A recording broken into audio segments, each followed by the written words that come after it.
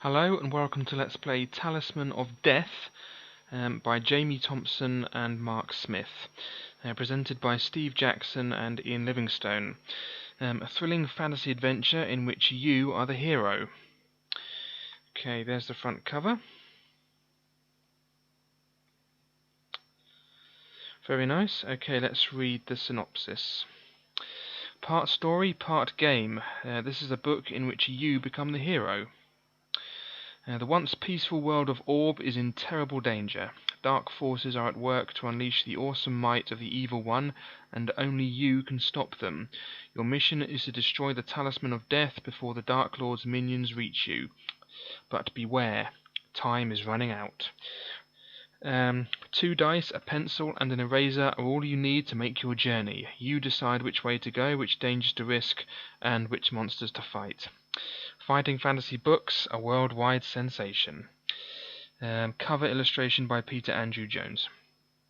Before I move on, I'm just going to give a shout out to another channel. His name, I don't know how to pronounce it properly, so you'll have to forgive me. It's Hakon Soride or something, or Hakon Soride, I don't know. It's spelled Hakon and then Soreide. He does he also does videos of fighting fantasy books. He does them with the real books, which I can't do because my books are in a big box in the garage, which I can't be bothered to dig out. And also, it'll make it difficult for me to record as well if I use the real books. So I'll have to use these PDFs, which aren't always good, but that's what I'm using. Yeah, and he does them slightly differently from me. He explores routes which don't lead to the best ending or the ending. He sort of explores dead-end routes, which is quite interesting. Something I would have liked to do, but I didn't know how to go about doing it. So he actually does that, so I highly recommend that you check his channel out. I'll put a link to his channel in the video description, so be sure to check that out. I always encourage everyone else to do their own videos of fighting fantasy books. If there's a particular book that you want done, by all means do it yourself. Don't wait for me to do it. Not to say I'm not going to do it, I will eventually do it, but I do have other things going on. I will eventually cover every single fighting fantasy book if possible, and hopefully as well Steve Jackson's sorcery. I apologise for using hopefully incorrectly there.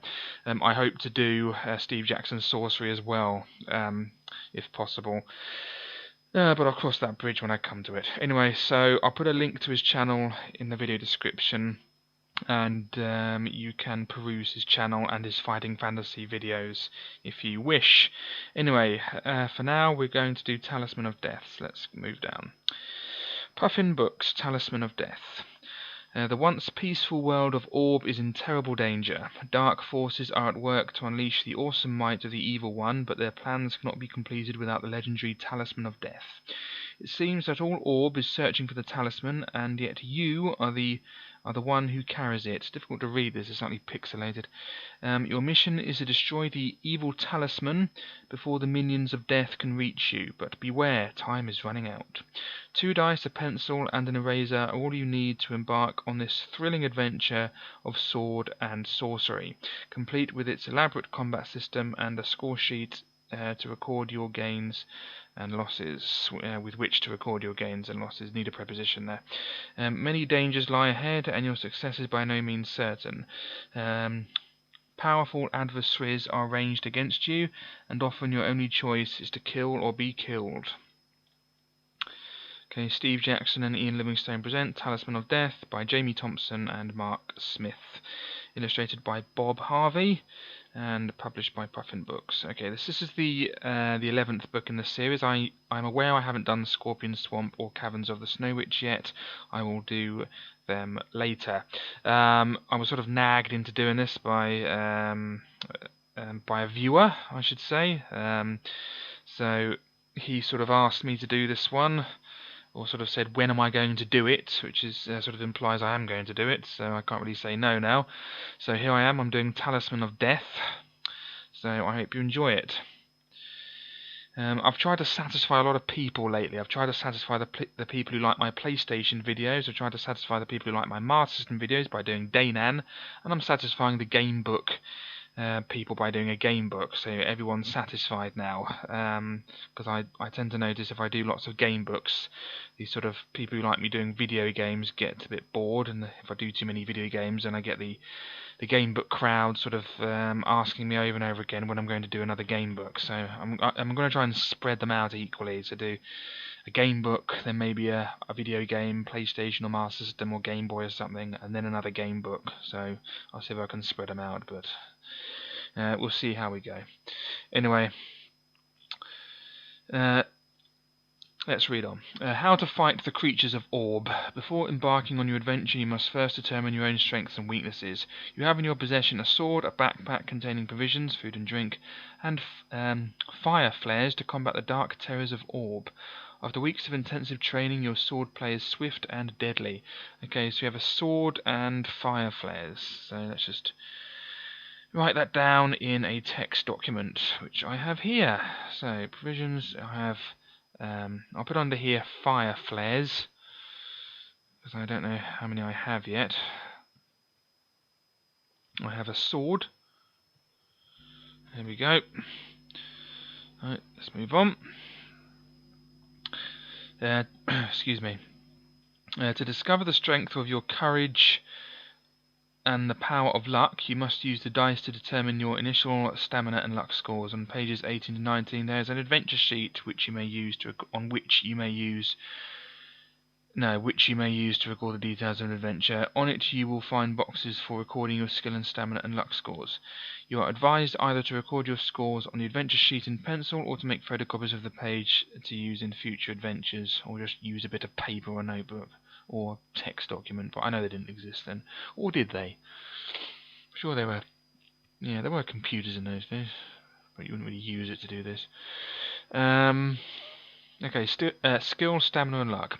Roll 1 die, add 6 to this number, and enter this total in the skill box on the adventure sheet. Okay, roll 1 die, here we go, the trusty dice program. Right, here we go. No, yes. Okay, so we get a 6. We add 6 to that to get 12. Good, so that's our skill. Lovely. Roll both dice, add 12 to the number rolled, and enter this total in the stamina box. Okay, both dice, then add 12. Whoops, don't want to see that. Where am I? There we are. Let's just get the book back, and then there we are. Okay, 2 dice. Nope, nope, nope. Yes. Okay, so 12 add 12 is 24, so we get 24. I would have accepted anything over 9 or over, in case you're interested. So stamina is 24. Okay, moving on. Roll 1 die, add 6 to this number, and enter this total in the luck box. Okay, roll 1 die, here we go. Nope, yes. Okay, so we've got 10 luck. I would have accepted anything 4 or over, so I got 4. Whoops, yes, I know, I got rid of it anyway. What am I doing? Okay, so we've got 10 luck. It's quite good. For reasons that will be explained below, skill, stamina, and luck scores change constantly during an adventure. I'm going to read this quickly. You must keep an accurate record of these scores, and for this reason you are advised either to write small in the boxes or to keep an eraser handy, but never rub out your initial scores. Although you may be awarded additional skill, stamina, and luck points, these totals may never exceed your initial scores. Your skill score reflects your swordsmanship and general fighting expertise. The higher the better. Your stamina score reflects your general constitution, your will to survive, your determination, and overall fitness. The higher your stamina score, the longer you will be able to survive. Your luck score indicates how naturally lucky a person you are. Luck and magic are facts of life in the fantasy kingdom you're about to explore. You will often come across pages in a book which instruct you to fight a creature of some sort. An option to flee may be given, but if not, or if you choose to attack the creature anyway, you must resolve the battle as described below. First, First record the creature's skill and stamina scores in the first vacant monster encounter box on your adventure sheet. The scores for each creature are given in a book each time you have an encounter. The sequence of combat is then: roll both dice for the creature and its skill score. This total is the creature's attack strength. Roll both dice once for yourself. Add the number rolled to your current skill score. This total is your attack strength. If your attack strength is higher than that of the creature, you have wounded it. Proceed to step 4. If the creature's attack strength is higher than yours, it has wounded you. Proceed to step 5. If both attack strength totals are the same, you have avoided each other's blows. Start the next attack round from step 1 above. You have wounded the creature, so subtract 2 points from its stamina score. You may use your luck here to do additional damage. See over. The creature has wounded you, so subtract 2 points from your own stamina score. Again, you may use luck at this stage. See over. Make the appropriate adjustments to either the creature's or your own stamina scores and your luck score if you use luck. See over. Begin the next attack round by returning to your current skill score and repeating steps 1 to 6. The sequence continues until the stamina score of either you or the creature you are fighting has been reduced to 0. Death. Escaping. On some pages you may be given the option of running away from a battle should things be going badly for you. However, if you do run away, the creature automatically gets in 1 wound on you, subtract 2 stamina points as you flee. Such is the price of cowardice. I went through that in the last book, didn't I? It's not really cowardice, is it? I mean, if you're nearly dead, oh no, I can't run away. There's a huge lion running after me.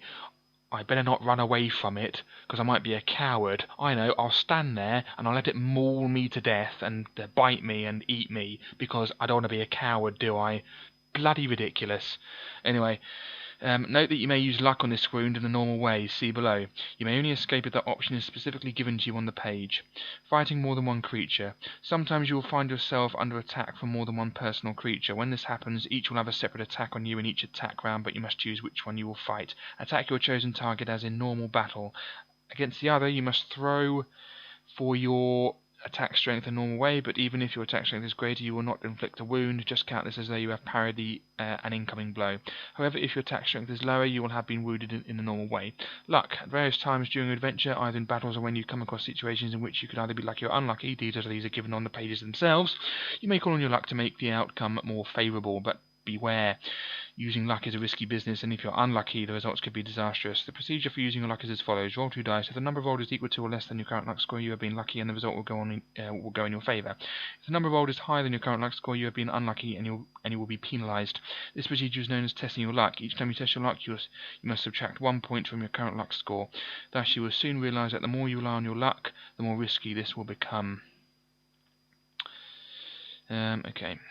Using luck in battles. On certain pages of the book you will be told to test your luck and will be told the consequences of your being lucky or unlucky. However, in battles you always have the option of using your luck either to inflict a more serious wound on a creature you have just wounded or to minimise the effects of a wound a creature just inflicted on you.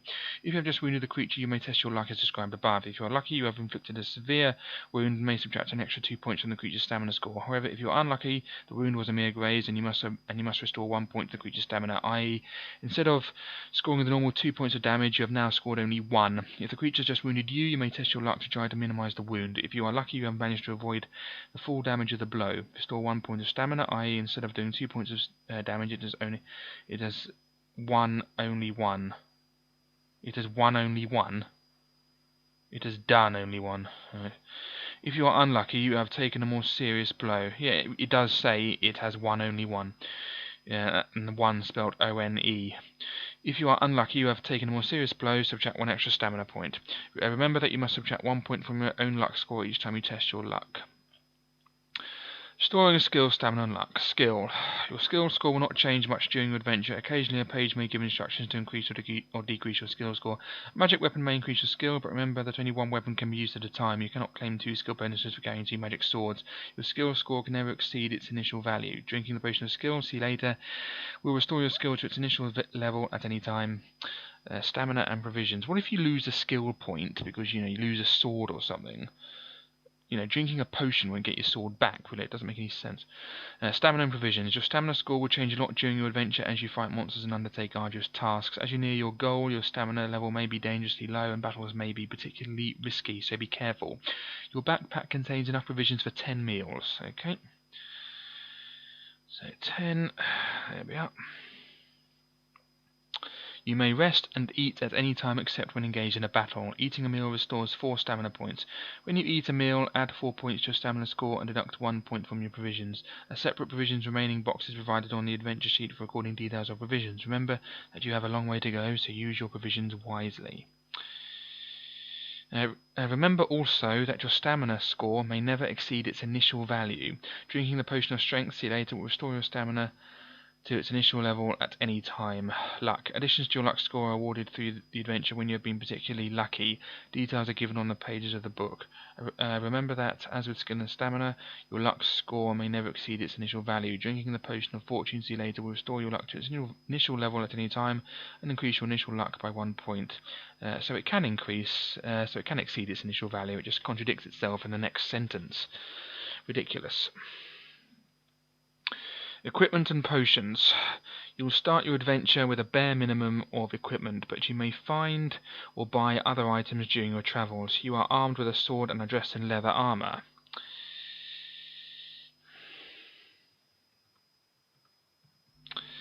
Leather armor, okay. You have a backpack to hold your provisions and any treasures you may come across. In addition, you may take 1 bottle of a magic potion excuse me, which will aid you on your quest. You may choose to take a bottle of any of the following. A potion of skill restores skill points, a potion of strength restores stamina points, a potion of fortune restores luck points and adds 1 to initial luck. These potions may be taken at any time during your adventure except when engaged in a battle. Taking a measure of potion will restore skill, stamina or luck scores to their initial level, and the potion of fortune will add 1 point to your initial luck score before luck is restored. Yeah. How many times are you going to say that? Each bottle of potion contains enough for 1 measure, i.e. the characteristic may be restored once during an adventure. Make a note on your adventure sheet when you have used up a potion. Okay, so we're taking the potion of fortune, because I find that to be the best. Remember also that you may only choose 1 of the 3 potions to take on your trip, so choose wisely. Well, it's a guesswork, so I can't really choose wisely or unwisely at the moment. To explore the network of... because I don't know what's coming up, do I? To explore the network of caves and tunnels and to combat the terrors of the night, you are also equipped with 5 torches. Light them, you have a flint and tinder. Guard them with your life. Okay, 5 torches. Is that what the fire flares are? I don't know. I don't know, maybe they are. Maybe I'll find out. And a flint and tinder. I'll put that as one thing. There we go, with an ampersand. And per se and. That means that symbol is called an ampersand. It's actually sort of a fancy way of writing ET, which is et, which is Latin for and, which is nice, isn't it? And it's after the alphabet in olden days. Apparently, they would say X, Y, Z and per se and. It's like it's more or less and. It's a symbol for and. So, and it's shortened it to ampersand. So that's what the name of that symbol and the etymology of it is, in case you're interested, which you're almost certainly not. Okay, hints on play. There is one true way through the mysterious world of Orb, and it will take you several attempts to find it. Make notes and draw a map as you explore. This map will be invaluable in future adventures and enable you to progress rapidly through to unexplored sections. Not all areas contain treasure. Some merely contain traps and creatures which you will no doubt fall foul. You may make wrong turnings during your quests, and while you may indeed progress through to your ultimate destination, it is by no means certain that you will find for what you are searching. It will be excuse me. It will be realized that entries make no sense if read in numerical order. It is essential that you read only the entries you are instructed to read. Reading other entries will only cause confusion and may lessen the excitement during play. The one true way involves a minimum of risk, and any player, no matter how weak on initial dice rolls, should be able to get through fairly easily. I disagree with that. May the luck of the gods, that's blasphemy, that's breaking one of the 10 commandments, because there's only one God. May the luck of God go with you on your adventure ahead. Okay, there's a used adventure sheet. The book that was scanned, they obviously used the adventure sheet rather than just using a notebook. I mean, who would actually... I just don't get that. I mean, at least get a scrap bit of paper or a notebook, anything, a newspaper, rather than actually go back and actually write on the book.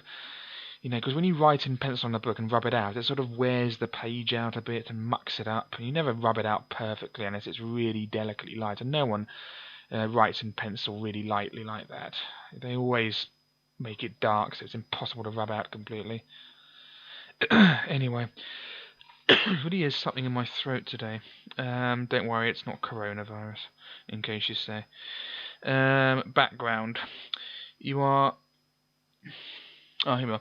You are regaining consciousness. Your eyes flutter open to the sound of a songbird, trilling joyously. You are lying on a couch of green velvet set on the topmost turret of a great white castle hanging in the clouds. Rising to your feet, you look around. The songbird, whose sleek feathers are a warm, burnished gold, is perched on the battlements, resplendent against the ocean blue canopy of sky. Of sky in which there is no sun. You are clad in orange. You are clad in strange, outlandish clothes. Breeches of dark green leather and a thickly quilled leather jerkin. On your feet are russet red calfskin boots, supple and comfortable, into which the breeches are tucked at mid-calf. A heavy sword is belted at your side, and with a shock you realize that somehow you know how to use it skillfully and with deadly force. As the songbird trills, you try in vain to recall memories of Earth, but everything is hazy and distant. Oh, it's one of these, like I've been transported to another world, one of those books. You have been taken from the world you know and trained in the art of sword play. You cannot remember even who trained you or why, but the hilt of the sword fits your hand snugly. Drawing it, you lunge and parry, marvelling at how the sword cuts through the air faster than the eye can follow. The songbird seems unperturbed by your fine display of swordsmanship, but you are surprised when it cocks its head and speaks to you, its voice fluting merrily. I think we need a semicolon there. Welcome, champion of fate. Do not be dismayed. You are not yet in danger. Where am I, you ask, feeling as if you are in a dream. Far, far from your home, I fear to say. This is the world of Orb, and you are in the garden of the gods. Again, blasphemy. What is Orb, you demand? You will find it most strange and full of wonder, for it is very different from Earth. Men must share it not just with talking creatures such as me, not as I, as me, such as me, but with weird and fell monsters, giants, dragons, and demons. There are warlocks and sorcerers too, great wielders of magic. See, that needs a semicolon after the two. Great wielders of magic in the cities, or maybe a normal colon, but certainly not a comma. But do not fear, you have been chosen to be our champion, for you are more likely to succeed than any other on earth. Now I must complete my task. Come, my masters bid you join them in the chamber below. Please follow me. With that, the golden songbird flutters away down a spiral staircase. Shaking your head in confusion, you descend the stone steps into a large circular room, where two beings turn towards you. Welcome, says one, a pale female figure enfolded in a swirling robe of many colours, above which you can only see a perfectly smooth and hairless head. The robe shimmers, its colours shifting as she steps towards you, catching your mind before you realise what is happening.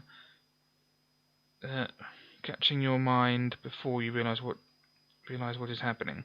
Looking into her face, you see an image of yourself, fighting for your life inside a huge temple. Then the image shifts and you see yourself leaving a walled city, hastening alone across a desolate moor, only to find yourself deep in a jungle, surrounded by devils with blue skins. Your nape bristles as you realize that she is revealing glimpses of your destiny. It is only when they are over that you notice she has no eyes in her smooth pale face. That's quite horrifying. The other figure changes even as you look at him.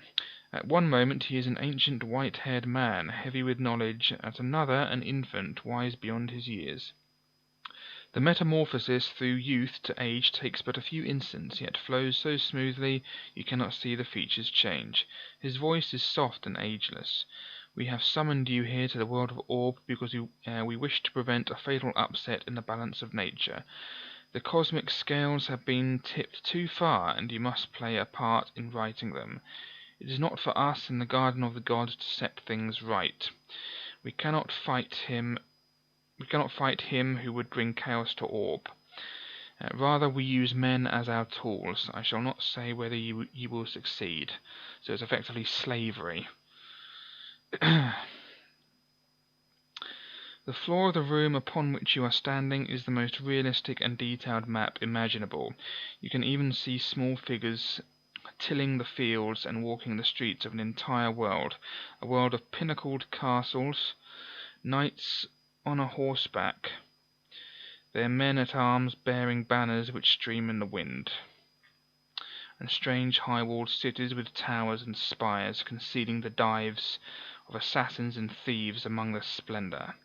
The eyeless immortal steps forward, her robe now the colour of the deep sea, and caresses your cheek. We are sending you down to the surface of Orb. If you fall into the clutches of death, we cannot aid you. Do not fail us. Fail in what, you begin to ask, but just then, to your horror, you find yourself being drawn inexorably towards a black crack in the map. The realization that your destiny is being tampered with angers you, and you resolve to find a way back to Earth and your home at any cost.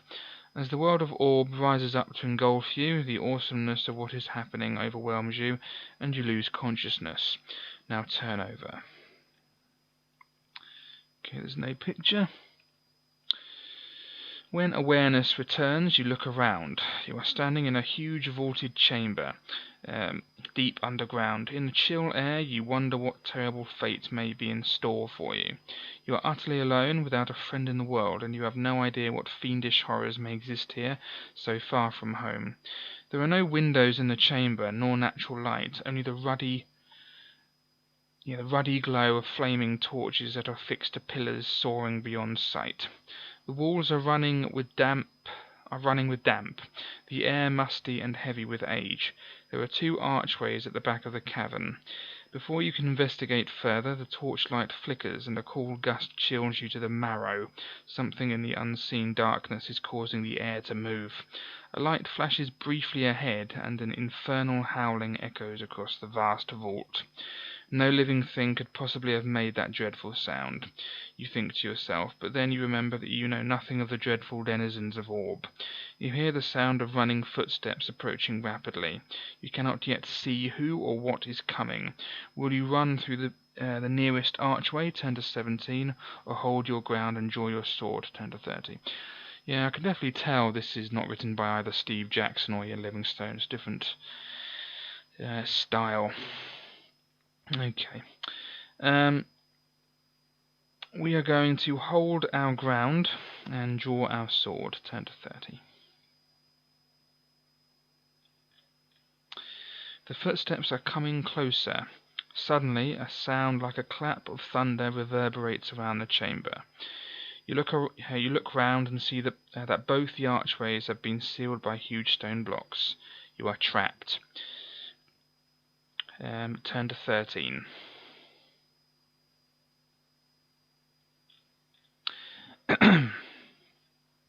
A woman wearing chainmail and carrying a loaded crossbow bursts into the torchlight ahead of you.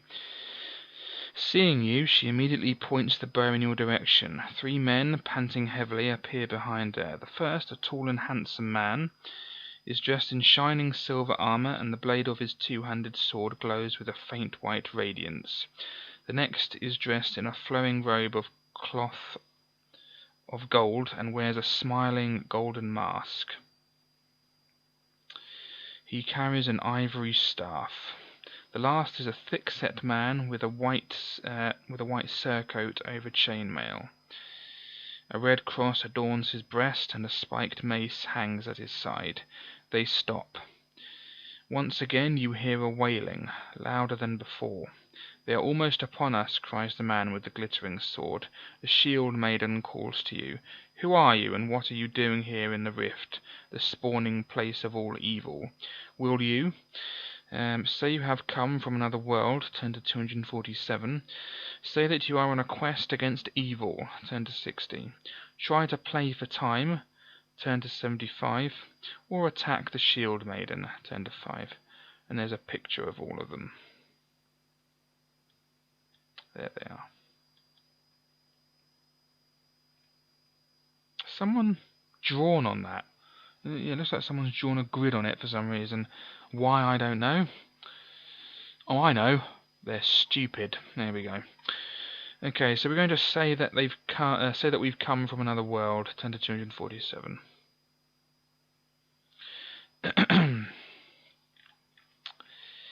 Her eyebrows rise in surprise. All four of them look at you in disbelief. The man in gold turns to the priest in the white surcoat and asks, "Is it the truth?" Knowing your story to be true, you decide to wait while the priest casts a spell. "It is the truth," he says, "and spoken from a true heart." The shield maiden lowers the bow and moves over to guard the entrance of the cavern. "What are we to do? The exits are blocked and I have only the power to teleport one of us out now," says the man in gold. "Perhaps this warrior has been sent by God to continue the quest." Sensing the goodness in these people, you wait to hear how you can aid them. Turn to 100.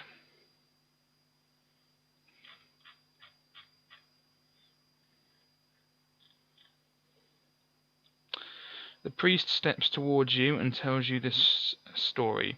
Long ago, the minions of the god Death, in the city of the runes of Doom, fashioned a talisman that would allow them, if the time were right, to summon their god to the surface of this world. That time has now come. If Death is summoned, all life will cease. Only Death's minions will continue to exist in an awful half-life. His presence will spread like a grey shadow across the world of Orb. Everything will turn to dust and the balance of nature will be disrupted forever. The lore masters of Serakub, a group of holy people, have striven to prevent this. They sent a group of crusaders, of which we four alone survive, on a quest to steal the talisman. The fleshless king of the minions of Death had sent the talisman to the depths of the rift for safekeeping. We have entered this pit of evil and seized it. He pulls a necklace out from under his surcoat. On it hangs a disc of obsidian, in the middle of which is a skull carved in ruby. The Talisman of Death. He hands it to you. Here, for the sake of all Orb, you must take this talisman and continue the quest. It cannot be destroyed, but if you can take it to your world, it will be beyond the reach of the claw of the fleshless king. You are impressed by the courage and unselfish fortitude of these people, and resolve to continue the quest. You take the talisman. It feels cold and heavy around your neck. The wizard turns to you and says, "I am going to use the powers of magic to transport you to the surface. Head west until you come to the City of Learning, Grey Guilds on the Moor, where you may discover a way to return to your own world. Do not fail us. Here, take this gold. It may be of use." He gives you a purse with 10 gold pieces in it.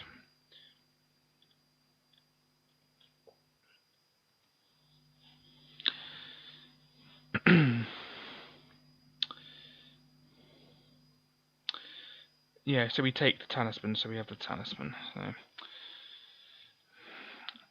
Talisman of Death. There we go. Let's make a new line. Jolly good. As the wizard prepares his spell, a horde of creatures boils into the cavern. Turn to 125. Dark elves and cave trolls are pouring into the cavern, attacking the shield maiden. As the paladin and priest rush to her aid, you see a huge shadowy form looming behind the sea of elves and trolls. The paladin's glittering sword cuts through the horde, but the dark elves are using magic, and the shield maiden is unable to turn back their attack. She falls beneath their onslaught. The huge fiend howls triumphantly, just as the wizard completes his spell. Turn to 185.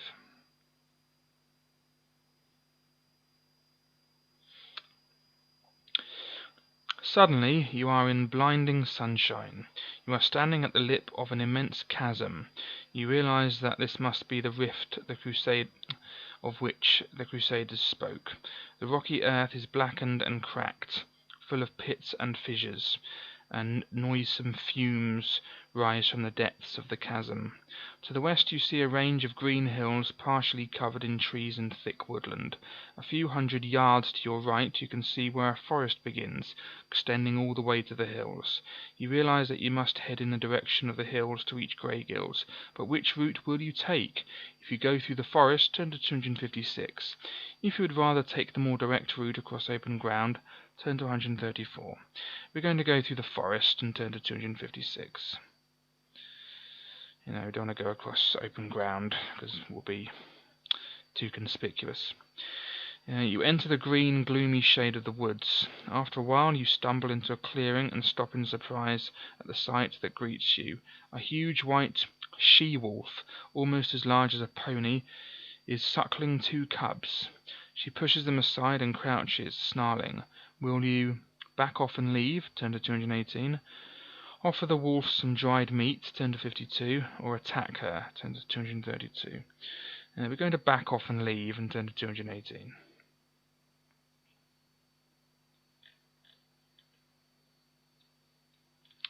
Hastily you leave the clearing. Luckily it seems she was interested only in protecting her cubs. You press on through the wood towards the hills, skirting the clearing. Turn to 159.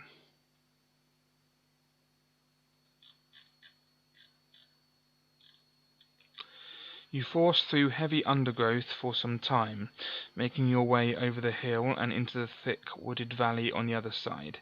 You then take a trail heading west and are making good speed until, rounding a corner, you see a huge brown-scaled lizard with 8 legs basking in the sun. Its heavy horned jaw is filled with long pointed teeth. You may test your luck to see if you can slip past without waking it. If you are lucky, turn to 267. If you are unlucky, turn to 135. If you prefer not to take this risk and leave the path to cut away through the undergrowth, turn to 384. Okay, we're going to cut away through the undergrowth and not waste our luck, so 384.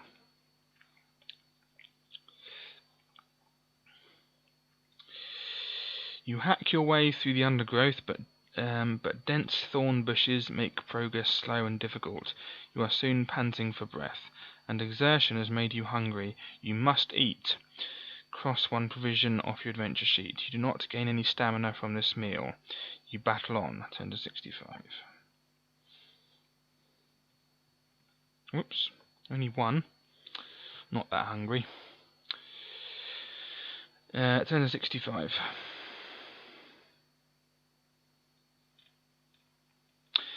Eventually the hills give way to a desolate grey moor stretching out to the west. After half an hour or so you see a cloud of dust ahead. You can soon make out a group of 20 horsemen. They wheel their steeds towards you, and the drumming of hoofs carries to you over the breeze. As they get nearer you can see that this is a band of warrior women. Oh, heaven. Clad in chainmail and studded leather armour. This gets better and better. What's the problem here? Their faces look grim and unwelcoming as they wheel around you. I apologise for that. That was misjudged. Their faces look grim and unwelcoming as they wheel around you, forming a closed circle. Their captain spurs her horse forward and tersely demands that what you are doing out here, alone on the edge of the moor. Will you tell them about your quest? Turn to 101. Say that you are from another world. Turn to 73. Tell them that you are the last survivor of an ambushed caravan. Turn to 322. Pretend that you are deaf and dumb. Yes, and dumb means mute, not stupid. That's what dumb means. It really annoys me when people use dumb to mean stupid. It means that you can't speak. Anyway, pretend that you are deaf and dumb. Turn to 35. Demand they escort you to Greygills on the moor. Turn to 95. It's like when people say nauseous to mean nauseated, when nauseous means to cause nausea. It means to cause nausea, like the smell of puke is nauseous. it causes nausea, it makes me feel sick. But after a while, the nauseous smell makes me feel nauseated, i.e. I feel a bit sick. I am experiencing nausea, hence I'm nauseated. It's as simple as that, really. That simple. Not difficult to understand, I assure you. Took me approximately 3 seconds to understand when I was taught it at age 6, I think, and I've known it ever since. Anyway, what are we going to do? We're going to pretend that we're deaf and dumb. So turn to 35.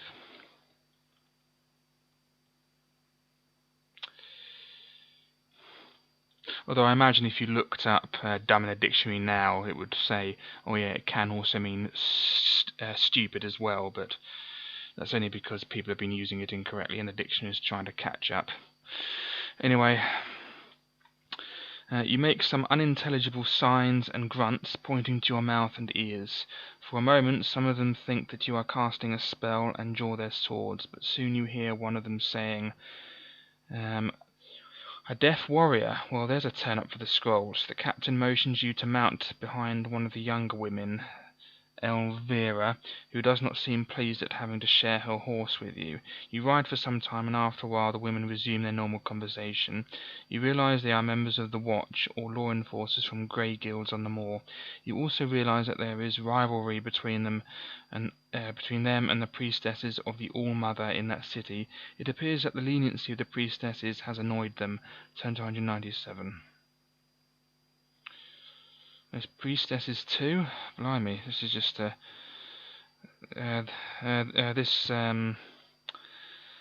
this town is the gift that keeps on giving. Suddenly, from behind you, the captain shouts, "Look out! Ambush! Everybody duck!" You hear the sound of an arrow whistling through the air as Elvira ducks in front of you. Will you duck, turn to 240, or wait to see what happens? Turn to 224. Okay, we are going to decide what to do in the next video, so I hope you've enjoyed this. Next video we'll be deciding whether we're going to duck or wait to see what happens. Thanks very much for watching. Hope you can join me next time. Goodbye.